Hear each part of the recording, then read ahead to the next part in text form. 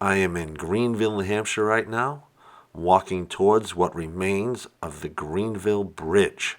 Apparently this was the largest bridge in the state, and I'm going to guess it was the largest bridge in many surrounding states as well back in 1850. As you can see, this is where the railroad tracks used to be. It is very impressive. A lot of people put a lot of work into this. I have rock on both sides of me. Blasting must have taken weeks to get just this little section done. Never mind building the bridge. I hope to find what remains of it, and I am looking forward to this journey. I'm going to try to get across Route 31. Hopefully I can do it without getting killed. This looks like the beginning of the bridge, and this is where our adventure starts. Let's see what we can find. My hope is we're going to find some wood, some steel, and hopefully what remains of all the pillars. This is the...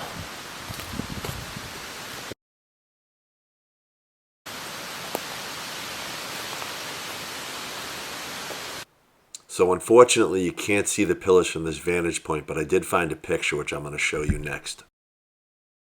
This picture is about 25 years old, maybe older, and as you can see it is fall time and the trees are not as tall. Greenville train station is behind me.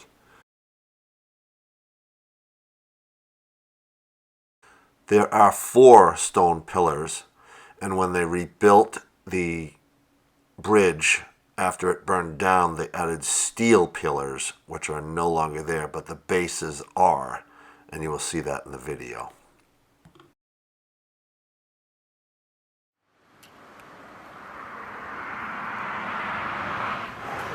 I'm going to try to get a shot from down there of this up here and of that pillar. That is Route 31. And I'm going to try to cross that. Good luck to me. I am at the base. I was just up there.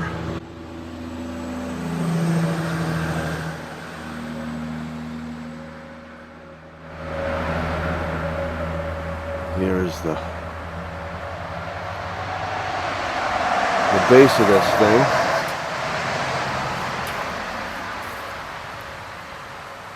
It's all the way down there.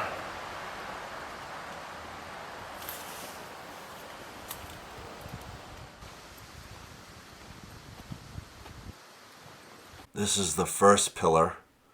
The bridge was built in 1850 and 1851.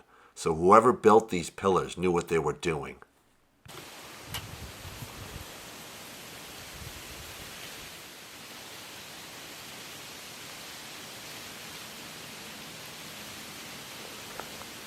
Now I passed this on the highway.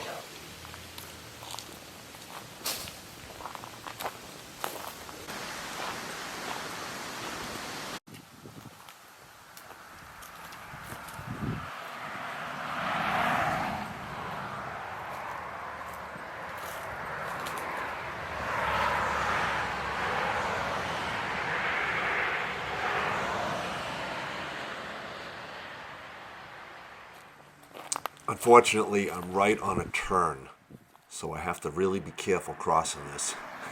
It's going to be quite interesting, that's for sure. Stop, look, and listen, just like you would do when you were crossing a railroad track back in the day. All right, I made it. No cars. Excellent. Now I'm going to try to ditch it in the woods before somebody sees me. I try not to cause a lot of attention to myself when I'm out and about, investigating things out in the world. I'm actually standing on a railroad tie wall, and I'm going to assume this was here probably just as long as the bridge was. I don't know if this highway was here or not. Take another look at the pillar behind me, then we'll venture on into the woods and see if we can find the others. There is the second pillar right in front of me. Didn't have to go very far. There's another one further down. It's closer to the river.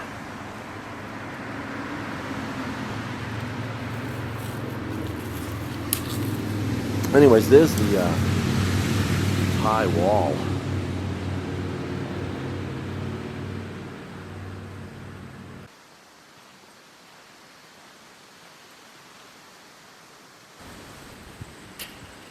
Goes all the way down there. It's pretty cool. All right. Just filled my socks with dirt.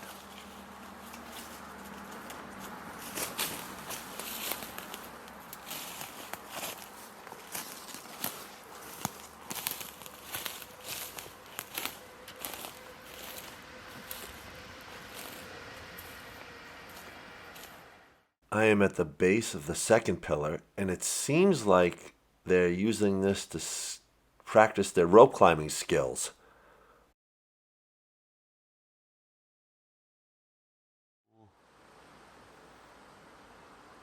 Take a little walk around this thing. As you can see, they have a ladder here, and you can climb up the ladder, grab onto those ropes. Cool.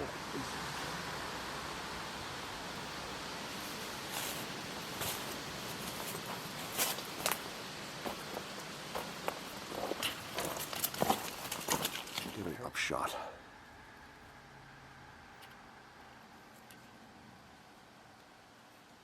That's pretty high. Here's some of the footings for the steel.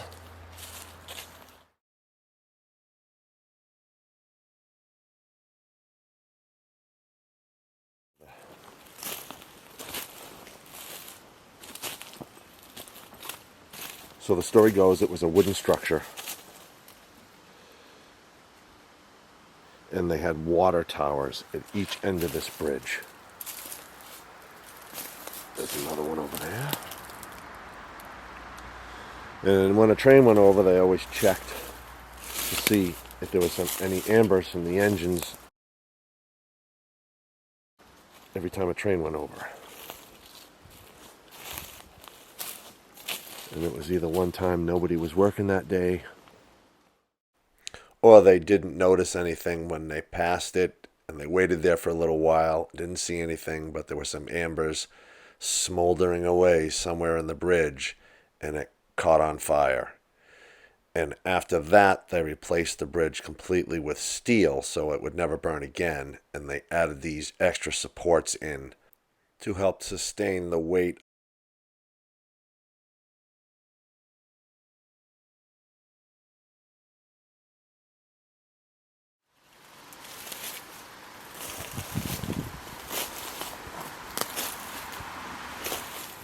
Well, if I was going to see Bigfoot, this is probably where he'd be. I am at the third pillar now, and this thing is gigandor. It's huge. I'm going to have to back up a little bit just so you can see the top of this thing.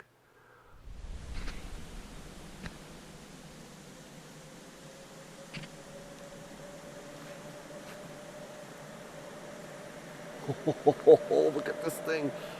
This is amazing.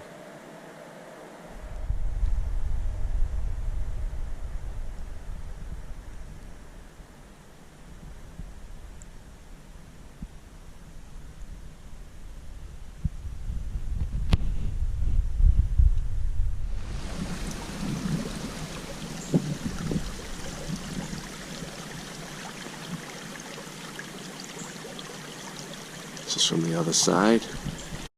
And there's another one like that up that hill somewhere. And I'm going to try to find it. I wish there was some way to go back in time and meet the people that made this bridge, built those columns, stack them. That would be quite the conversation to have. Truly an impressive piece of architecture, no doubt about it. Here we have some railroad track, I'm assuming from the top of the bridge, possibly when it burned or when it was disassembled.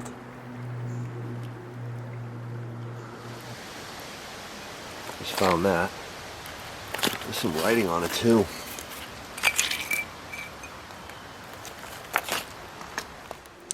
I actually wish I brought a lunch because I could just sit here for a couple hours enjoying this, sounds of the stream. I'm kind of in heaven right now, just enjoying everything about this adventure, and there's still a lot more to see. One last view before we venture up the hill. So after completely crossing the river and not far into the woods at all and just break the tree line, and I found these concrete pillars that held up some other parts of the steel girders.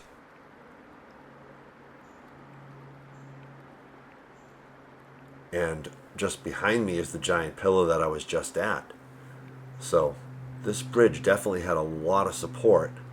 Now I'm going to head up a little further and see if I can find the last pillar. I found this picture of what the bridge looked like when it was wooden prior to it burning down, but that's roughly where I would be standing. I just crossed the stream and I plan on going up the hill to find the other pillar. And this is what it would look like with the steel girders in place. Okay, I am at the end of the road, actually.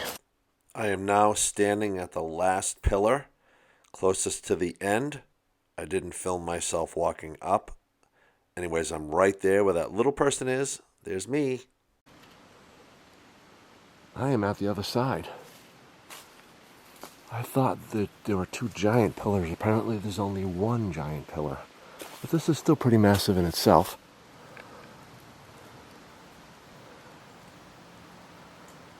And it goes down to right there. And the larger one, which you've already seen, is pretty much lined up with this one. That is really cool. Stop saying that. So let's see what's up here.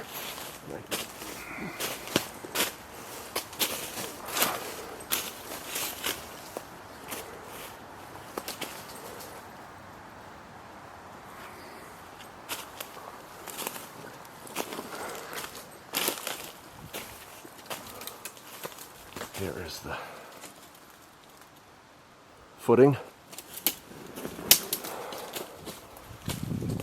So I wonder if that barrier was put up when they closed the bridge so nobody would walk up there. They took down the bridge in 1984 and left the stone pillars as a memorial to the bridge. Some granite, a couple barrels. So let's get up there.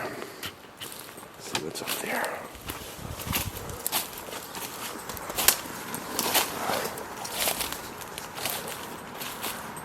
I'm going to go a little further up and see where this all started.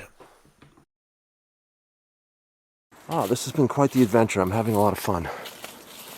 So this is what I did on my vacation. I checked out some railroad bridges and a junkyard. Oh, I know where I am. This is the pine tree farm on the other side. I drove by this on the way down.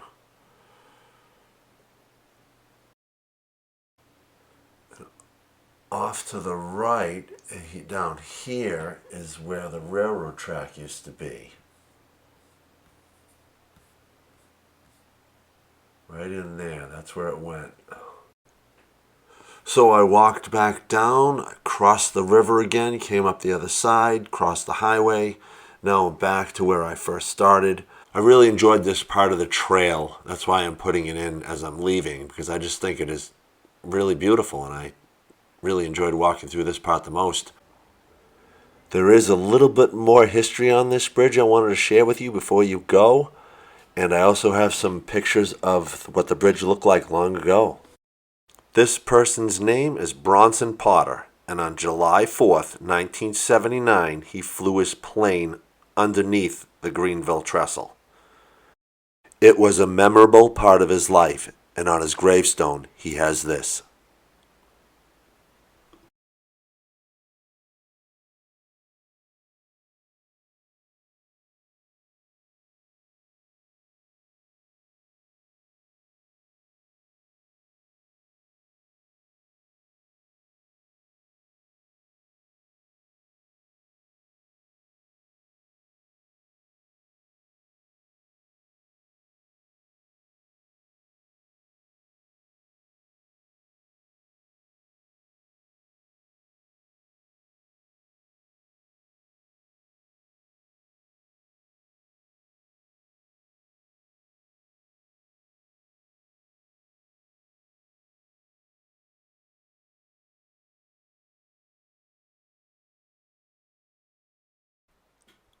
Thanks for watching.